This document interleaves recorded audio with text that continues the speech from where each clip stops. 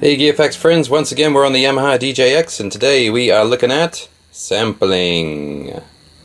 Sampling is reasonably straightforward on the Yamaha DJX. The first thing you do obviously is press digital sampling.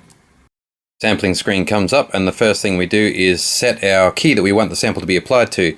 In this case it's defaulted to the C key, but you can also choose other ones and you can hear there it's overwriting or about to overwrite other samples that are already built into it. Let's stick to middle C, it keeps things simple.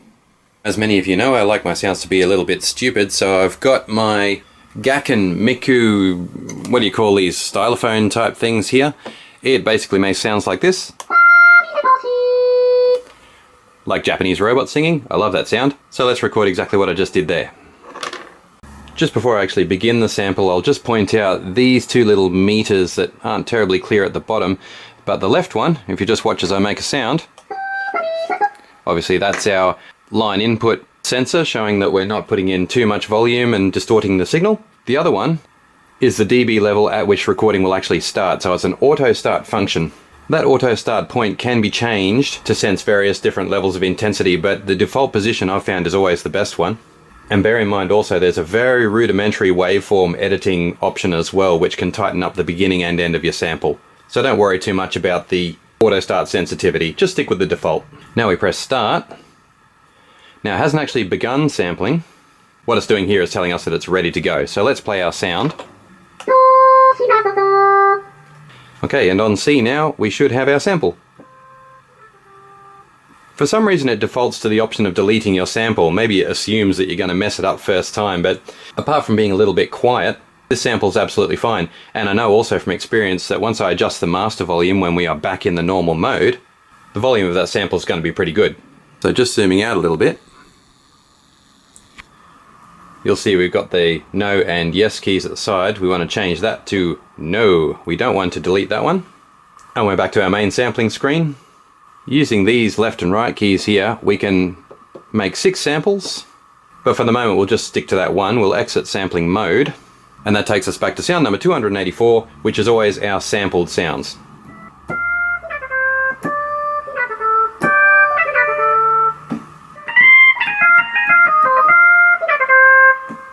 So even though this is a late 90s keyboard and the sampler even then was considered to be very much an entry-level sampler, it really is pretty crisp and clear. I think the trick is to choose your sounds and make them not overly complicated. Nice, simple, sharp, 8-bit style sounds like that one I just recorded are perfect. Okay, so let's apply some effects to that and see what we can do with the sound. Okay, now that we've got our sample, let's do some sample editing. Go into the sampling mode, press function. Now bearing in mind that you could have recorded up to half a dozen samples here, what it's doing on the main screen of sample editing is to select the exact sample you want to edit. So let's choose our original middle C sample. Then using the up and down keys here, the first option is to have it as a looped phrase or just a one shot. You change your values on these series of screens by using your overall plus minus buttons. So we've got that on yes now for loop. Let's go further down. This is where it gets interesting. I think I said before you can edit the start point of your sample. I was actually mistaken there. You can only edit the end point. So we've got EP for end point here and 1/16 magnification. So if you look across the bottom here, you've got an irregular pattern. Believe it or not, that is actually the waveform of the file there. If we zoom into 1/256, we can see virtually nothing. So at 1/16, I can use these plus and minus, the overall plus minus keys. And you can see the cursor moving at the bottom, and that's where we're going to chop off the end of our sample. So if I move along a bit, we get a bit more of that stuff I did at the end of the sample. Or I can take it right through to the end.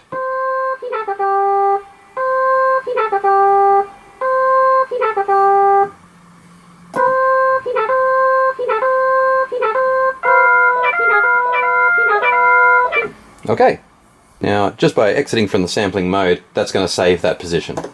Okay, so we're back on our main selection of sounds, 284 being the sampled sound.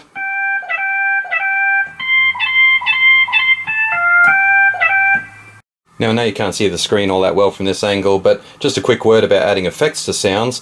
First of all, you've got to go to function number 6 and set the DSP level to anything between 0 and 127, depending how strong you want it to be. Then you've got to function on all the way through to function 35, DSP, and you have to actually switch the DSP on. You'd think both those functions would be in the same slot, but there you go. So function 6, set your DSP level for your main voice to, in this case, 100, and then function 35, switch the DSP on. Function 36 takes it to the actual DSP type, and so now you can actually start to have some fun. So that's the distortion.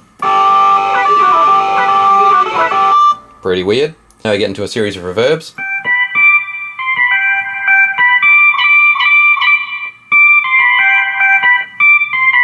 I'll just run you through the effects quickly rather than explain each one.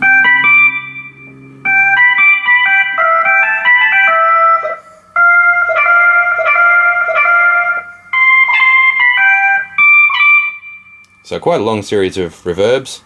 This one's early reflection. Sounds really good with arpeggiators, that one. I'll show you that in a moment. Second early reflection, a really glassy one.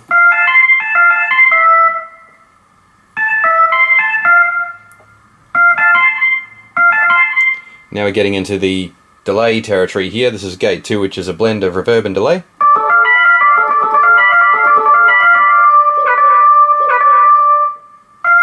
Chorus. You can't stack effects on top of each other than reverb, chorus, and a DSP effect of your choosing. So reverb and chorus are controlled completely separately. This is just the DSP section. Flanger now.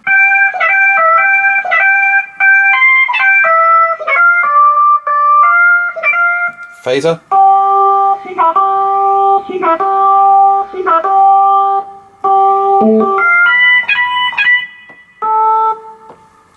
As you can see, most of these effects are pretty subtle, really. I've found that flanger, phaser, and the 2 distortions are generally the best ones to use. Also, the delays are very good, and we're coming up to those in a moment.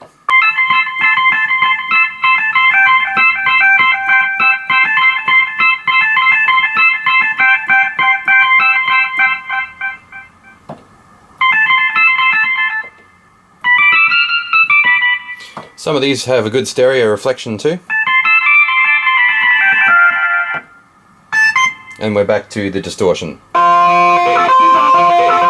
Okay, now let's look at arpeggios. Again, we've got to press the function button here and go to the arpeggiator screen. Arpeggiator is currently switched off, so let's turn that to on. And in the next one, function 38, we've got arpeggiator type.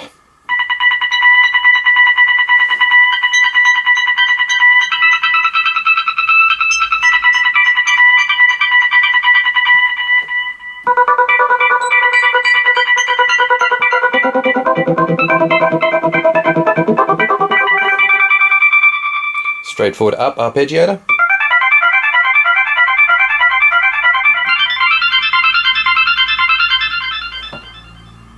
And down.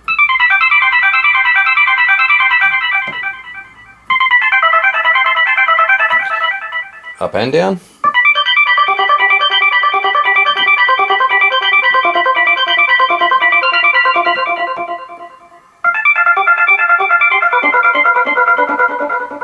Random. Sounds great with big chords, the random one.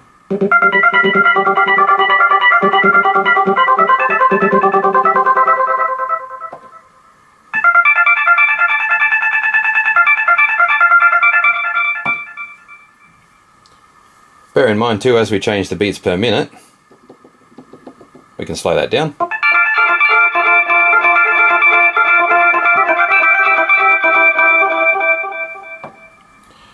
Techno C arpeggiator.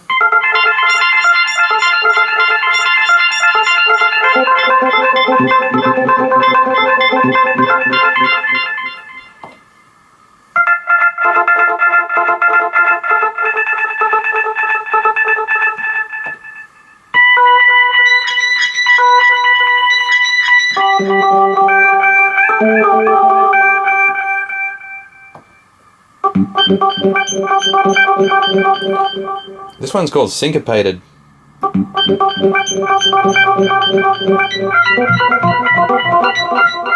Probably the delay is overwhelming it a little bit there. Anyway.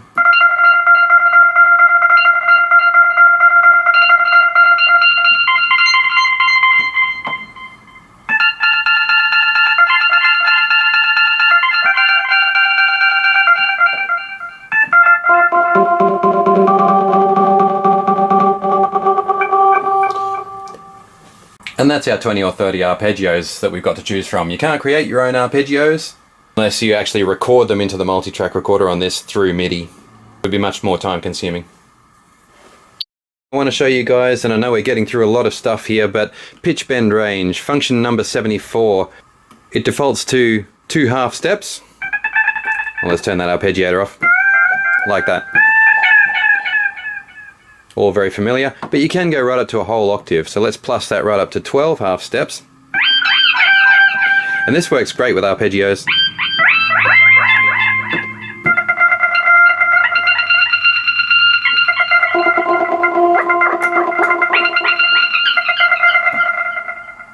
So I'm literally creating a reasonable dynamic in the rhythm there just by holding down 1 or 2 keys and moving the pitch bend wheel. There